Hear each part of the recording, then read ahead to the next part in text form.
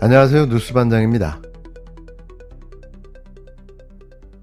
참화제 입으로 이런 소식을 전하게 될 줄은 꿈에도 몰랐습니다. 믿었던 도끼에 발등이 찍혀도 유분수지. 이건 발등이 아니라 밤낮 없이 피땀 흘려 정권을 바꿔준 민초들의 가슴팍에 날카로운 단도를 꽂아 넣은 격인데요.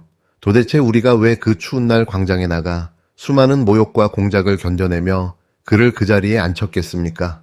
내란 세력을 뿌리 뽑고 무너진 검찰을 개혁하고 사법 정의를 바로 세우라고 단 한 번만이라도 서민들이 사람답게 사는 억강부약 대동세상을 만들어달라고 권력을 맡긴 건데요. 그런데 지금 우리에게 돌아오는 대답이 겨우 이거란 말입니까? 13일 언론을 통해 폭로된 소식을 접하고 손이 떨려 밤잠을 이룰 수가 없었는데요. 드디어 그 화려했던 가면이 완전히 벗겨졌고 그동안 도무지 이해할 수 없었던 모든 기이한 행적들의 수수께끼가 한순간에 풀려버렸습니다. 이제 모든 퍼즐이 완벽하게 맞물려 돌아가기 시작했는데요. 왜 당내에서 소신있게 개혁을 외치던 목소리들이 하나둘씩 짓밟혀야 했는지, 왜 검찰개혁의 칼날은 무뎌질 대로 무뎌져 멈춰섰는지, 왜 유시민 작가가 그토록 절박한 심정으로 피를 토하는 마음으로 엄중한 경고를 보냈었는지 이제야 비로소 그 잔인하고 더러운 진실을 알게 됐는데요. 열길 물속은 알아도 한길 사람 속은 모른다더니 민주주의의 탈을 쓰고 국민의 열망을 짓밟은 거대한 기만이 우리 눈앞에서 펼쳐지고 있는 겁니다.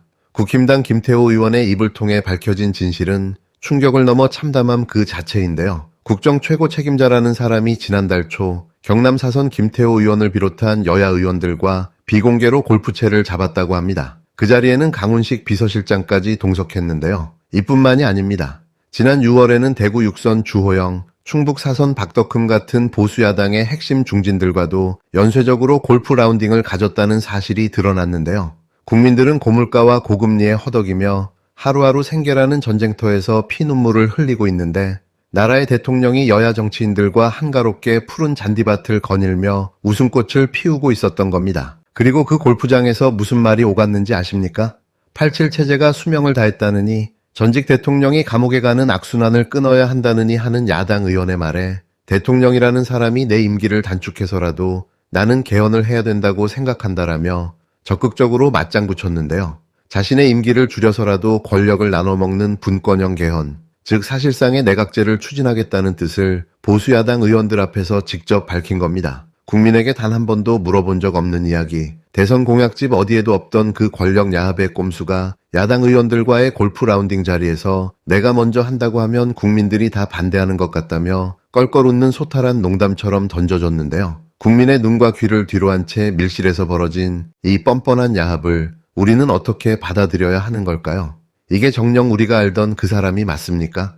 지지율이 하늘을 찌를 때는 슬그머니 연임제 카드를 만지작거리며 권력의 단맛을 보려 하더니 전국이 꼬이고 지지율이 바닥을 치기 시작하니 이제는 내가 가질 수 없다면 권력을 조각조각 쪼개서 너도 먹고 나도 먹자는 내각제로 선회한 겁니다. 보수야당 의원들이 연임용 개헌이 아니냐고 물으니 독재니 연임이니 그런 이야기가 대한민국 국민 수준에 통하겠냐라며 핀잔을 줬다고 하는데요. 국민의 수준을 운운하는 그 오만한 태도 속에 주권자인 국민에 대한 최소한의 존중이 단 한 줄이라도 들어있었을까요?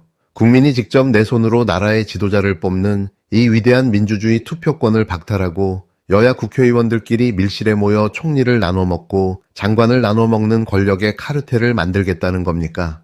대통령의 임기는 5년이지만 구조적 다수를 만들어낸 내각제 총리의 임기는 무제한인데요. 죽을 때까지 정치 기득권 세력들끼리 번갈아가며 권력을 독점하겠다는 이 오만한 발상이 도대체 누구의 머리에서 나온 건지 두렵기까지 합니다.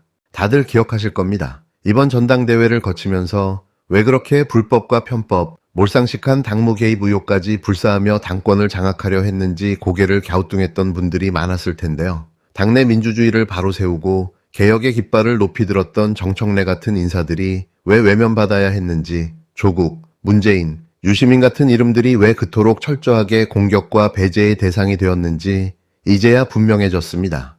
내각제라는 거대한 사기극을 완성하기 위해서는 국민만을 바라보는 진짜 개혁파, 민주주의의 가치를 지키려는 고지식한 사람들이 가장 큰 걸림돌이었기 때문인데요. 그래서 김민석 같은 인물들을 전면에 내세워 당을 사당화하고 극우 세력과 보수 야당에게 굽신거리며 내각제를 위한 빌드업을 해온 겁니다. 우리가 그를 지지했던 이유는 단 하나였는데요. 비정상의 정상화를 이루고 기득권 카르텔을 부수며 민생을 살릴 추진력이 있다고 믿었기 때문입니다.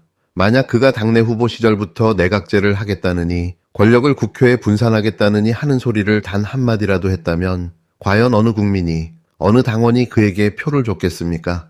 완전히 국민의 뒤통수를 내리친 거대한 정치적 사기극인데요. 급진적인 개혁을 바라던 이들이 윤석열 정권과 뭐가 다르냐고 비판했을 때 그래도 설마 그 정도까지는 아니겠지라며 스스로를 위안했던 제 자신이 너무나 한심하고 부끄럽습니다. 부동산 문제로 국민들의 삶은 피폐해질 대로 피폐해졌고 청년들은 담보대출 비율에 막혀 집 한 채 구하지 못해 절망하고 있는데요. 지난 정권이 저지른 내란 세력 척결과 검찰개혁, 언론개혁이라는 산더미 같은 과제들이 단 하나도 해결되지 않은 채 방치되어 있습니다. 그런데 나라의 지도자라는 사람은 야당 중진들을 만나 골프나 치면서 정보통신망법이니 청년주택이니 하는 현안들을 한가로운 담속거리로 소비하고 내 임기를 단축해서라도 개헌하겠다며 웃고 있었는데요. 논란이 터지자 청와대는 비공개 일정은 확인할 수 없다며 오리발을 내밀고 있습니다. 이게 과연 국민을 바라보는 위정자의 태도입니까? 아니면 국민을 그저 5년에 한 번 표나 찍어주는 개돼지로 보는 오만함일까요? 국민이 부여한 권력은 대통령 개인의 소유물이 아닙니다. 내 임기를 줄이든 늘리든 권력 구조를 바꾸든 말든 그건 오직 주권자인 국민만이 결정할 수 있는 절대적인 영역인데요. 개헌을 하고 싶다면 국회의원들과 골프장에서 밀담을 나누기 전에 촛불을 들었던 국민들 앞에 나와 피눈물 흘리는 민생부터 살피고 진정성 있게 설득하는 것이 우선입니다. 그런데 국민은 안중에도 없고 국힘당 의원들부터 찾아다니며 구걸하듯 권력을 나누자고 손을 내미는 꼴을 보니 가슴 깊은 곳에서 뜨거운 분노와 함께 깊은 슬픔이 밀려오는데요. 구독자 여러분, 분권형 개헌이라는 그럴듯한 말로 포장된 내각제는 결국 기득권 정당들의 영구 집권 시나리오에 불과합니다. 전당대회 몇 번 치르는 동안에도 온갖 음모와 줄 세우기가 판을 치는데 내각제가 시행되면 이 나라 정치가 어떻게 될지 눈을 감아도 뻔히 보이지 않습니까? 권력을 잡기 위한 정치꾼들의 밀실야합과 공작 정치가 매일같이 펼쳐질 텐데요. 국민의 목소리는 정당의 벽 뒤로 완전히 사라져버릴 겁니다. 내 눈에 흙이 들어가기 전에는, 내가 눈을 감기 전에는 절대로 그런 꼴을 볼 수 없는데요. 이재명 대통령은 이래도 되는 겁니까? 진심으로 묻고 싶습니다. 우리는 더 이상 속지 않을 겁니다. 개혁이라는 미명 아래 숨겨둔 그 더러운 권력욕의 실체를 똑똑히 보았는데요. 만약 국민의 뜻을 거스르고 기득권 야당과 손잡고 내각제라는 친위 쿠데타를 강행한다면 저는 망설임 없이 다시 피켓을 들고 거리로 나가겠습니다.